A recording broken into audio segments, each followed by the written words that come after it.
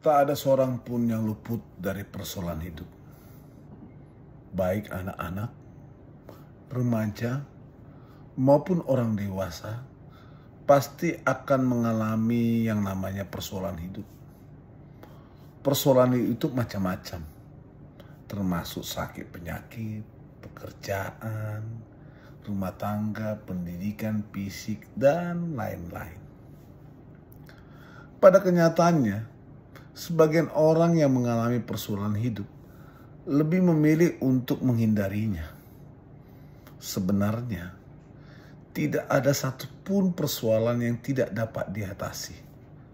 Namun, banyak orang merasa tidak sanggup menghadapinya. Ada hal yakni pencobaan yang diizinkan Tuhan terjadi pada setiap orang. Itu tidak akan melebihi kemampuannya. Semua orang yang bermasalah pasti dapat menghadapinya karena sesuai dengan kapasitasnya. Ingat, semua orang yang menghadapi permasalahan akan dapat menghadapinya karena sesuai dengan kapasitasnya. Tetapi seringkali ada yang membandingkan persoalan yang dihadapinya dengan persoalan orang lain. Ia beranggapan bahwa persoalan yang dihadapinya lebih berat dari persoalan orang lain.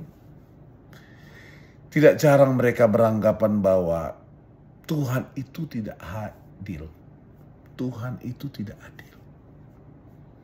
Hal ini dikarenakan seseorang hanya peduli, tanda kutip, dengan persoalan yang dihadapinya, sehingga ia putus asa. Padahal yang menyebabkan seseorang memandang persoalan yang dihadapinya bak raksasa dan dirinya seperti kurcaci yang tidak mampu menghadapi persoalan yang dihadapinya dari sudut pandang. Ia tidak akan mampu menerima keberadaan dirinya dan bersemangat dalam menghadapi persoalan hidup. Jika sudut pandangnya terfokus kepada persoalan ini, jadi besar kecil persoalan tergantung pada sudut pandang seseorang terhadap persoalannya. Kisah klasik, yakni semua orang tahu tentang Raja Daud. Kita tahu tidak akan mungkin Daud yang seorang penggembala akan menang dari Goliat, seorang raksasa yang juga seorang panglima perang. Jika hanya terfokus pada postur tubuh dan keahlian lawan dalam berperang.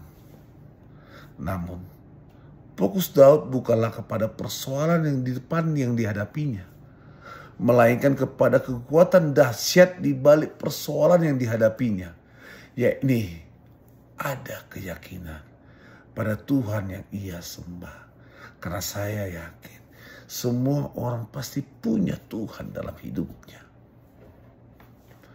Akhirnya kemenangan diraih oleh Daud. Tuhan memakai keahlian Daud dalam menggunakan senjata sederhana yaitu ketapel.